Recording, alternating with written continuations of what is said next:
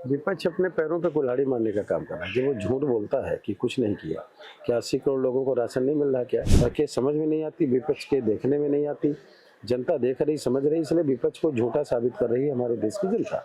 देखिए, अगर कोई पगलेट पने का काम करता है तो उसका क्या इलाज? हमारे साथ बात करने के लिए केंद्रीय राज्य मंत्री मोहनलालगंज के सांसद और बीजेपी से प्रत्याशी कौशल किशोर जी हैं। हम उनसे बात करेंगे लोकसभा चुनाव को लेकर के क्या कुछ माहौल चल रहा है। टिकटों की घोषणा हो चुकी है, प्रत्याशी मैदान में है, क्या कुछ माहौल चल रहा है मोहनलालगंज का इस बार के चुनाव में? देखिए, मोहनलालगंज में तो जनता ने पूरी तरीके से एक तरफा फैसला है। मोदी जी को फिर से प्रधानमंत्री बनाना है, भारत का नाम दुनिया में नंबर 1 पे आए, फिर से भारत जो है विश्व गुरु बने, तो विकसित भारत, आत्मनिर्भर भारत, स्वच्छ और स्वस्थ भारत बनाने के लिए सभी जनता मोदी जी के साथ में ज़्यादा खड़ी है। इसलिए जगह जगह नारे लग रहे हैं, अब की बार 400 पार। किसान, मजदूर, महिलाएं, नौजवान, सभी वर्ग के लोग मोदी जी के साथ जुड़ रहे हैं। यहाँ तक कि सपा और बसपा के लोग वो जानते हैं कि माननीय अखिलेश जी प्रधानमंत्री बनने नहीं जा रहे। उनका नाम जो है वो विपक्ष का जो गठबंधन है, इंडिया गठबंधन, उनका नाम उसमें प्रधानमंत्री की सूची में नहीं रखा। बहन मायावती जी का नाम उसमें नहीं रखा। तो इसलिए जो है, जो उनका ट्रेडिशनल वोट है, उनको भी जो सारी सुविधाएं मिल रही, चाहे आवास हो या शौचालय हो या किसानों के खाते में निधि हो, सारी चीज़ें जो भी मिल रही है, वो उसकी वजह से जो है सब के सब लगभग केंद्र में मोदी जी को ही प्रधानमंत्री बनाना चाहते हैं। और बड़े पैमाने पे वो लोग सब एकजुट होकर के मोदी जी को वोट देने का काम कर रहे हैं। मोहनलालगंज इस बार जो है सपा और बसपा के गठबंधन में 90,000 से जीते थे, और इस बार तो मुझे लगता है कि जनता और ज़्यादा वोटों से जिताने का लिए लगी। पीडीए का कुछ असर दिख रहा है? नहीं, कोई ये फार्मूला नहीं चल पा रहा। ये राष्ट्र के निर्माण का मामला है।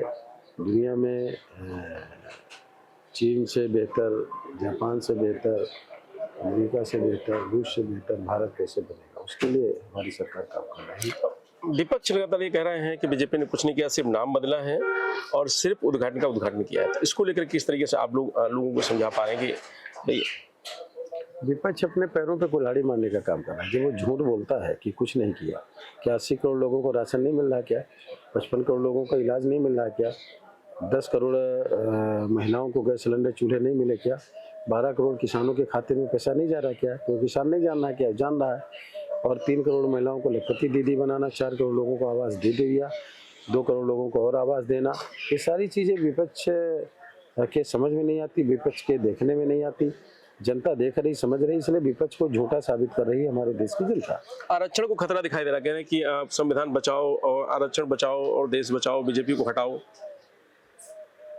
देखिए, अगर कोई पगलेट पने का काम करता है तो उसका क्या इलाज? अभी 10% आरक्षण पार्लियामेंट में भारत के संविधान में संशोधन करके अपर कास्ट के लोगों को भी, गरीब जो है उनको दे दिया गया। तो संविधान से आरक्षण कैसे खत्म हो जाएगा, किस तरह खत्म हो जाएगा, और कैसे भी बात बोल रहे हैं? यही बात ये बोल करके मैंने बता रहा कि अपना विश्वास खोने का काम विपक्ष कर रहा है। और यही कारण है कि जो लोग इस तरह की बातें बोलते रहे, आज सबको पता चल गया कि डॉक्टर अम्बेडकर के मिशन को पूरा करने का काम मोदी जी कर रहे हैं। इसलिए बड़े पैमाने पे अम्बेडकर को सच्चे दिल से मानने वाले लोग मोदी जी के साथ खड़े हैं। डॉक्टर राम मनोहर लोहिया जी का मिशन, अंतिम व्यक्ति के चेहरे पे मुस्कान पूरा करने का काम माननीय प्रधानमंत्री जी कर रहे हैं। इसलिए मोदी जी के साथ जो लोहियावादी हैं सच्चे दिल के, वो लोग भी खड़े हो रहे हैं। अंतिम व्यक्ति का उदय हो, अंत्योदय पंडित दीनदयाल उपाध्याय जी का जो मिशन था, उसके लिए भी सभी लोग मोदी जी के साथ खड़े होने का काम कर रहे हैं। दरअसल में विपक्ष की बड़ी प्रॉब्लम ये है कि सबको ये सुविधाएं मोदी जी क्यों दे रहे हैं, इसलिए विपक्ष का जो कांग्रेस है मेन पार्टी, उसमें बोलते हैं मोदी तेरी कब्र बनेगी, मोदी तेरी कब्र खुदेगी। तो इससे जनता बहुत नाराज है और जनता मोदी जी के साथ खड़ी है। इस बार जो है मोदी जी की 400 से ज़्यादा सीटें जीत के एनडीए की आएगी और दुनिया में भारत का नाम तेजी से आगे बढ़ता चला जा रहा है। और विकसित भारत, आत्मनिर्भर भारत बनाने के लिए मोदी जी काम कर रहे हैं, इसलिए सभी लोग जुड़ रहे हैं उनके साथ। जी।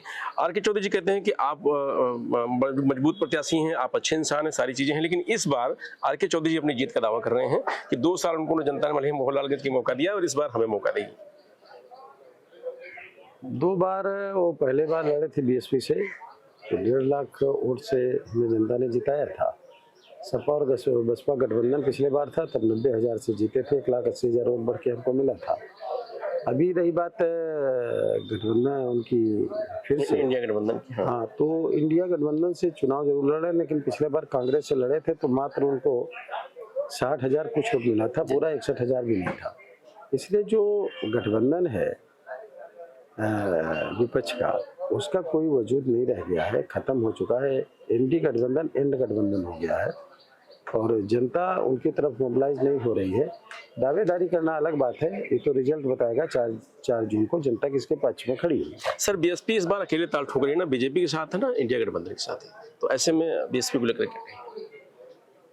देखिए, बीएसपी का वोटर मोदी जी ने चूंकि बहुत काम किया है, पंचतीर्थ बनाया है, अम्बेडकर के मिशन को पूरा करने का काम कर रहे हैं।